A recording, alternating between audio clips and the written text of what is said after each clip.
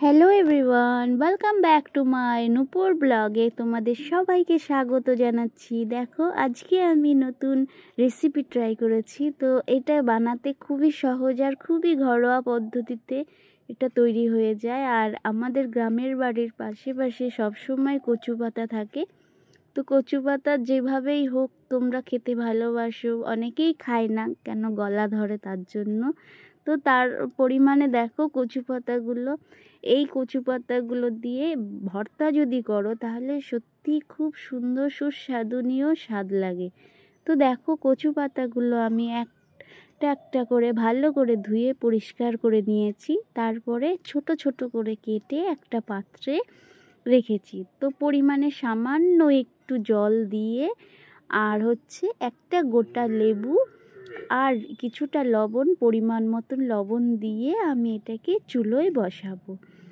চুলোয় বসিয়ে এটাকে আমি ফুটিয়ে নেব। দেখো, এটাকে ভালো করে ফুটতে ফুটতে এটা ফোটানো হয়ে গেছে। তারপরে একটি পাত্রে দেখো কাঁচা লঙ্কা, পেঁয়াজ, গোটা রসুন, দুটো শুকনো লঙ্কা আর যে আমি কচু পাতাটা সেদ্ধ করে নিয়ে জলটা ভালো করে চিপড়ে নিয়েছি। তো চিপড়ে আমি জলটাকে ভালো করে বের করে নিয়েছি। একটু জল থাকলে যেহেতু গলা চুলকোনোর সম্ভাবনা থাকে। তারপরে দেখো, একটা কড়াতে আমি তেল গরম দিয়েছি। তেল গরম হয়ে গেছে। তারপরে দিলাম আমি গোটা রসুনের পরে দুটো শুকনো লঙ্কা আর গোটা একটা পেঁয়াজ। তারপরে কাঁচা লঙ্কাগুলো আমি দিয়ে দেব। এরপরে এটাকে আমি লাল লাল করে ভেজে নেব। লাল লাল করে ভেজে নেওয়ার পরে তারপরে নামিয়ে নেব। তোমরা বাড়িতে যে যেভাবে বানিয়ে খেতে পারো, তোমরা চাইলে এটা শিলনোড়ায়ও বাটতে পারো আর মিক্সারেও করে নিতে পারো পেস্ট। দেখবে সত্যি একটু ঝাল করে বাটলে পরে অসাধারণ খেতে লাগে। গরম ভাতে তো খুবই ভালো। আর কড়াইতে আমি কালো জিরে আগে ভেজে নিয়েছিলাম। তারপরে দেখো, আমার এই পেঁয়াজ, রসুন, কাঁচা লঙ্কা, শুকনো লঙ্কা এটা ভাজা হয়ে গেছে।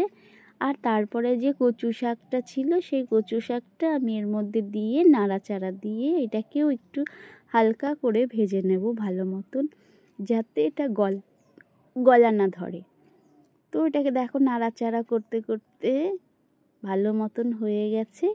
এবার দেখো আমি নামিয়ে নিয়েছি। তো শিলনোড়ায় আমি এটা বেটে নিচ্ছি।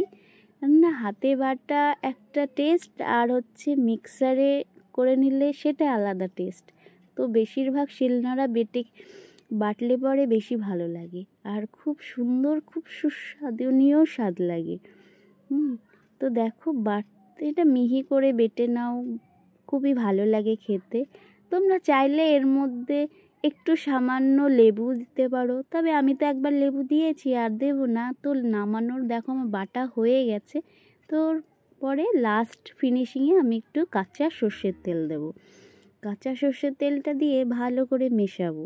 মিশিয়ে দেখো এটাকে একটা পাত্রে ওঠাচ্ছি। দেখো কি সুন্দর হয়েছে আর খেতেও খুব সুন্দর স্বাদ।